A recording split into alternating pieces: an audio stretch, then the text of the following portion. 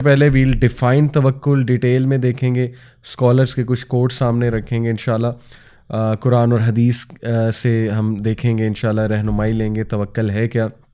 फिर हम डिस्कस करेंगे कि why Allah deserves to be trusted most, Allah सुब्हानहू व तआला क्यों इस बात का हकदार है कि सबसे ज़्यादा उसकी ज़ात पे ट्रस्ट किया जाए।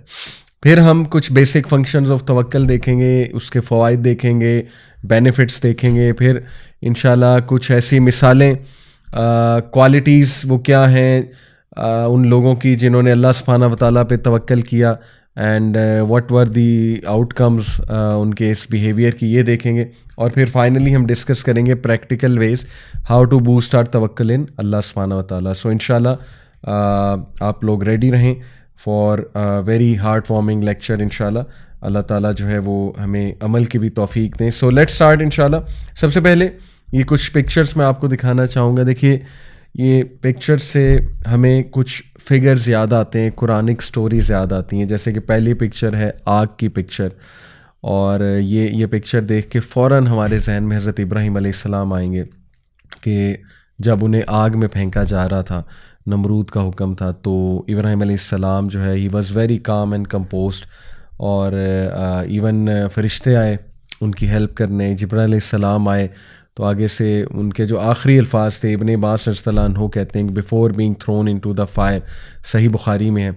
इब्न अब्बास कहते हैं कि इब्राहीम को जब फेंका जा रहा था आग में, तो उनके जो आखिरी अल्फाज थे वो थे हस्बी अल्लाहु व निअमल वकील, कि मैं तो अल्लाह रब्बुल आलमीन पे तवक्कल करता हूँ और वो मेरे लिए काफ़ी है और वो बेहतरीन है मेरे तमाम मामलात को संभालने के लिए।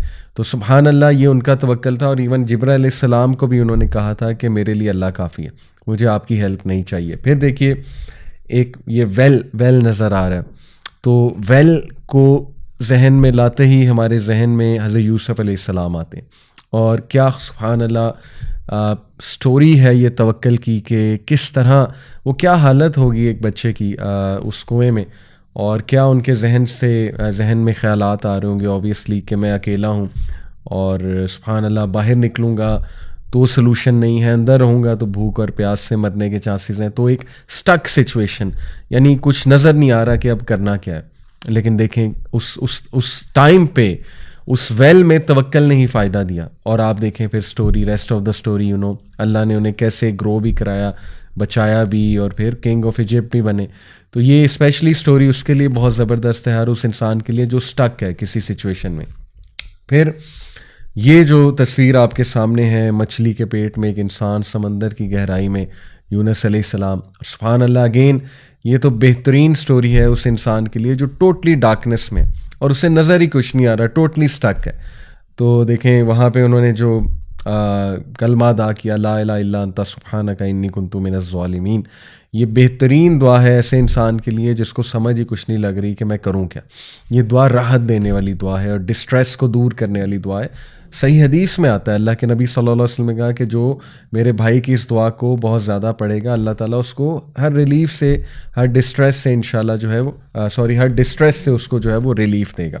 तो ये पिक्चर, फिर ये जो अभी आपके सामने पिक्चर है, इसमें एक नदी में एक बास्केट है और वो बहाई जा रही है। तो ये ऑब्वियसली आपके जहन में फ़ौरन मूसा अलैहिस्सलाम की वालदा आएंगी कि क्या तवक्कल था उस मदर का, यानी इट इज़ अनबिलीवेबल। ये एक टू बी ऑनेस्ट अगर इसको मटीरियल निगाह से देखा जाए तो आज हम कह सकते हैं जी ये तो एक फुलिश एक्ट है, लेकिन क्या अल्लाह ने उनको सकीनत दी होगी और क्या उनको यकीन था अल्लाह की गारंटी पे, अल्लाह सुब्हानहू तआला की ज़ात पे, कि उन्होंने अपने बच्चे को जो है वो इस तरह नदी में बहा दिया।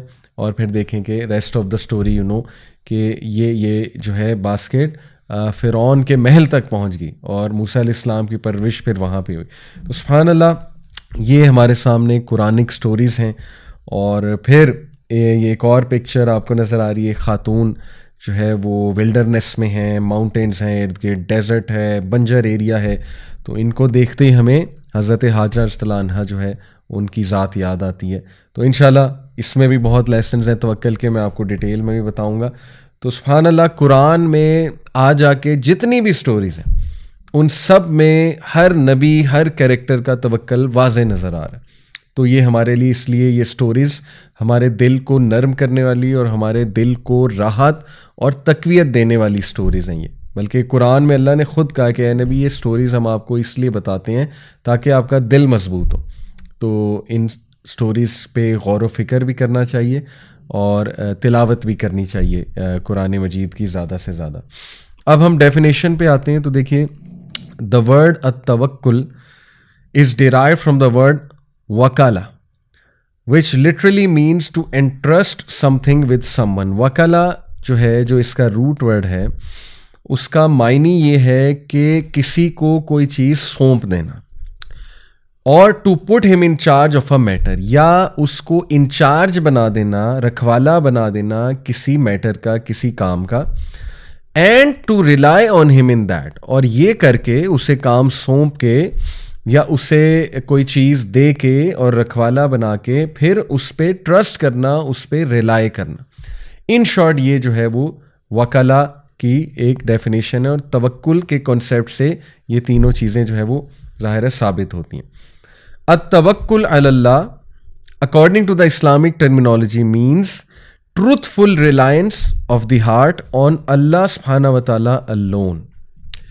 रिलायंस यानी कि ट्रूथफुल रिलायंस, सिंसेरिटी के साथ, दिल के साथ सबमिट करते हुए टोटल रिलायंस अल्लाह रब्बुल आलमीन पे की जाए किसी भी मामले में, तो ये अत-तवक्कुल अलल्लाह है। अल वकील अल्लाह सुब्हानहू व तआला का एक नाम है। अल वकील का मतलब है the guardian, the disposer of affairs. और ये जो रिलायंस है ये इसलिए है in bringing good and driving away harm, getting the provisions, defeating the enemies, curing the sickness etcetera. यानी ये जो रिलायंस है ये हर मामले में, सच एज कि अल्लाह ही है जो खैर लाता है, अल्लाह ही है जो शर को दूर करता है। ये बहुत ज़रूरी है। और देखें ये हमारे अकायद कितने कमज़ोर हैं। हम तो इतना डरते हैं, सुपरस्टिशियस बिलीव्स में चले जाते हैं कि फ़लाने ने कुछ करवा के बंदिश करवा दी हुई है, या हमें जो है ना बस ईवल आई लग चुकी हुई है, हमारे मामलात रुक चुके हुए हैं। देखें, जादू और ईवल आई अपनी जगह बरहक इस सेंस में हैं कि वो एग्ज़िस्ट करते हैं, लेकिन हमें जो हुक्म दिया गया है कि कोई भी चीज़ इफ़ेक्ट नहीं कर सकती जब तक अल्लाह सुब्हानहू व तआला की तरफ से जो है वो ज़ाहिर है अल्लाह की मर्ज़ी उसमें शामिल ना हो।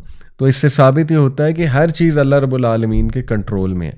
तो अल्लाह से अच्छा गुमान करेंगे तो रिज़ल्ट अच्छा ही मिलेगा।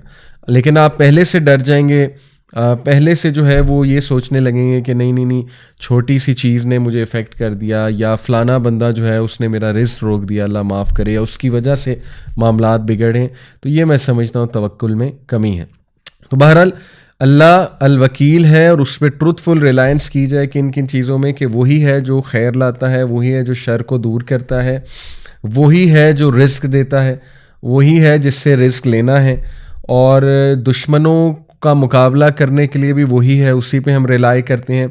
और बीमारी को क्योर करने का भी जो पूरा का पूरा एक सलूशन है, और जो रिलायंस होनी चाहिए वो अल्लाह सुब्हानहू व तआला पे, वो डॉक्टर पे नहीं है। डॉक्टर सिर्फ एक ज़रिया है, वगैरह वगैरह। तो सुब्हान अल्लाह, ये अत-तवक्कुल अलल्लाह की डेफिनेशन है।